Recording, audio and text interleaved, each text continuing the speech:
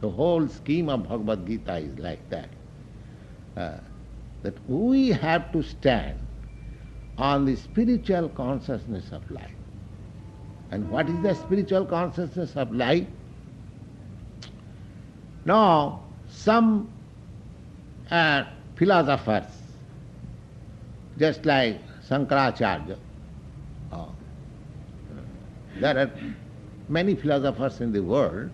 We may cite some of the authorities, just like Lord Buddha, then Shankaracharya, then Sri Ramanujacharya, Lord Chaitanya.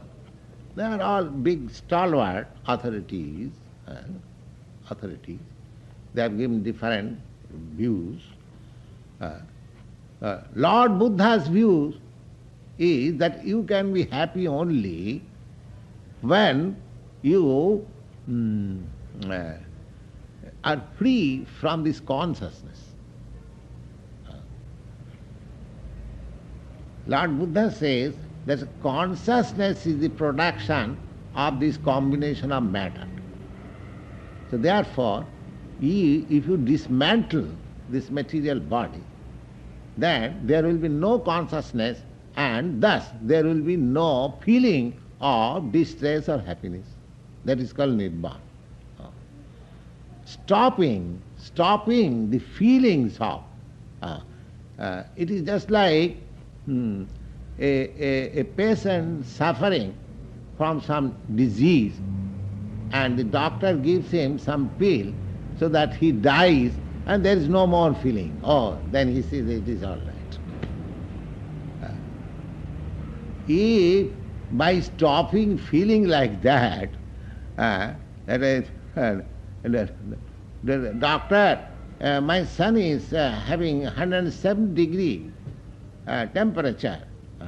All right, I stop it, give him some injection, poisonous, the child dies. Now there is no fever. Now, the father says, my child does not move. Oh, whether this fever is stopped or not. Yes, there is no fever also. That's all right. My business finished. That sort of foolish doctor will not do. We should not stop consciousness. No. That is the, I would say, secret of philosophy. If my consciousness is stopped altogether, then what do I gain? That means my death, my whole existence finished. No. Then comes, I am shortly giving the substance of different philosophers. Then comes and Shankaracharya. Shankaracharya preaches that no, you are the consciousness only. You are the consciousness only, and this body is false. Brahma Sattva Jagan Mithya. The Mithya means false.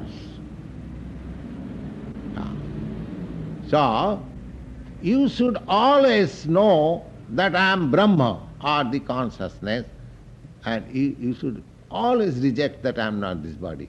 That is another philosophy. Now, suppose if I think for years together that I am consciousness, I am conscious, I am conscious, do you think you shall be happy? Simply by understanding that I am not this body, I am consciousness.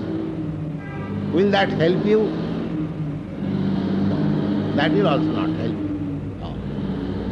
Because if you simply theoretically say that I am not this body, and because your consciousness is now attached with the body, the consciousness is always active, so the consciousness must act through the body, and therefore your senses, you have to gratify your senses, certainly.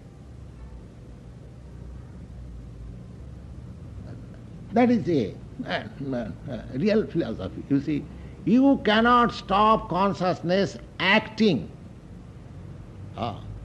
It is very simple thing to understand it. Just think over that the activity of my body is due to my consciousness. I am speaking because I am conscious that I am speaking. You are hearing because you are conscious that you are hearing.